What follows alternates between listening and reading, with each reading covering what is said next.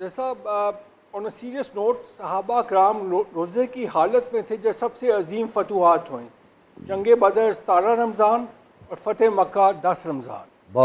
آن اے lighter note, لوگ کم کھانے سے نہیں مرتے، زیادہ کھانے سے مرتے۔ اچھا، اور انٹرمیٹنٹ فاسٹنگ کا جو فائدہ ہے پریکٹیکلی لیا جا سکتا ہے اگر بندہ صبح 7 بجے کھائے بریک فاسٹ، اس کے بعد لنچ کرے اور 7 بجے شام کو 3 گھنٹے سونے سے پہلے کھانا بند کر دے اور پورا 12 گھنٹے کچھ نہ کھائے، اس کا یہی آٹوفیگی کا اور یہ جو کینسر کے سیلز اور یہ برے سیلز ہیں اس کا وہی فائدہ ہوگا جس طرح روزے رکھنے کا throughout the year. Doctor صاحب ڈو یو ایگری جو یہ کہہ رہے ہیں؟ اچھا جی۔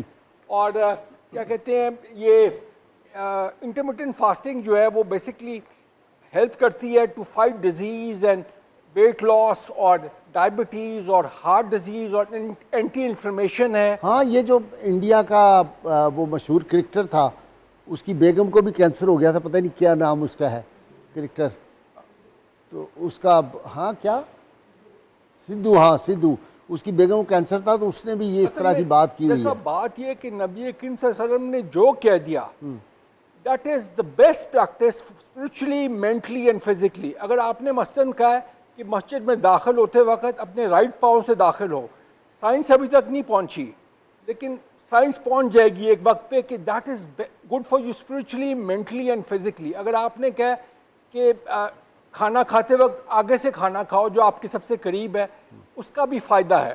تو بیسکلی سائنس کو ٹائم لگے گا لیکن وہاں لیکن پہنچیں گے، الٹیمیٹلی وہیں پہنچنا پڑے گا۔ جی جی اسامہ صاحب، احتیاطیں کیا ہیں؟ جی اچھا جی، جو بڑی امپورٹنٹ اس کے اندر پریکاشن ہے رمضان ایکسرسائز کے حوالے سے، تو ایز اے فٹنس پروفیشنلسٹ میں آپ کو یہ گائیڈ کرنا چاہتا ہوں کہ جیسے کہ لوگ جن کو ڈائبٹیز ہے، ٹھیک ہے، جن کو ڈائبٹیز ہے ٹائپ 1 ہے یا ٹائپ 2 ہے، کوئی بھی ہے، لیکن اگر وہ ایکسرسائز رمضان میں کرنا چاہتے ہیں تو کبھی بھی روزے کی حالت میں ایکسرسائز نہ کریں، کیونکہ اس سے آپ کو ہائپوگلائسیمیا کا بھی خطرہ ہو سکتا ہے، کوما میں بھی جا سکتے ہیں اور مطلب ڈیتھ بھی ہو سکتی ہے، کیونکہ روز فاسٹنگ ہوئی ہوتی ہے اور آپ کی شوگر لیول ایک دم ڈاؤن ہو سکتے ہیں، ٹھیک ہے۔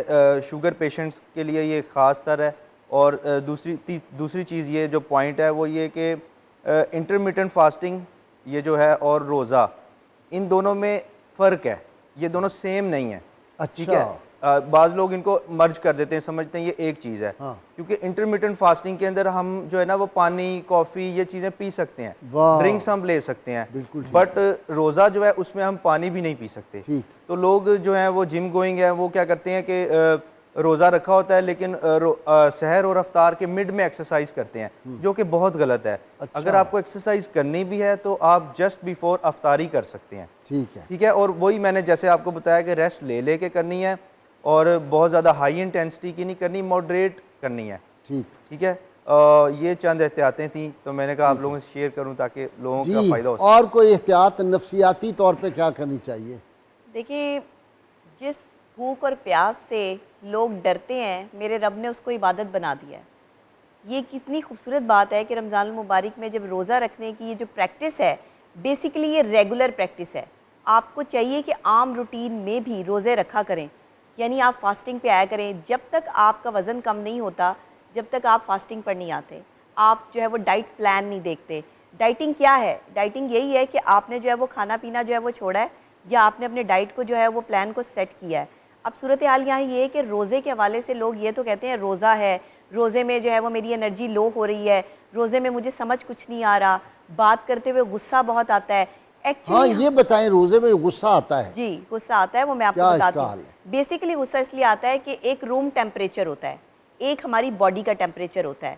باڈی کیونکہ سارا دن جو ہے وہ کھانا اور پانی جو ہے وہ آبزرو کر رہی ہوتی ہے، تو بلڈ سرکولیشن جو ہے وہ اس کو نارمل کرتی ہے۔ جب ہم پانی پیتے ہیں تو بلڈ جو ہے جو اس میں ایک گرمی ہوتی ہے، حدت ہوتی ہے، وہ ذرا کول ڈاؤن ہو جاتا ہے۔ لیکن اگر آپ روزہ رکھتے ہیں تو ظاہر ہے نہ آپ پانی پی رہے ہیں، اور اگر آپ سحری میں گرم چیزیں کھا رہے ہیں، یعنی کہ آپ نے بہت تعداد میں کھجوریں کھا لی ہیں اور دہی نہیں کھائی، یا آپ نے جو ہے وہ پانی صحیح طریقے سے نہیں پیا اور چائے پی لی ہے، تو یہ بھی نیگیٹو امپیکٹ جو ہے وہ آپ پہ ڈال سکتا ہے۔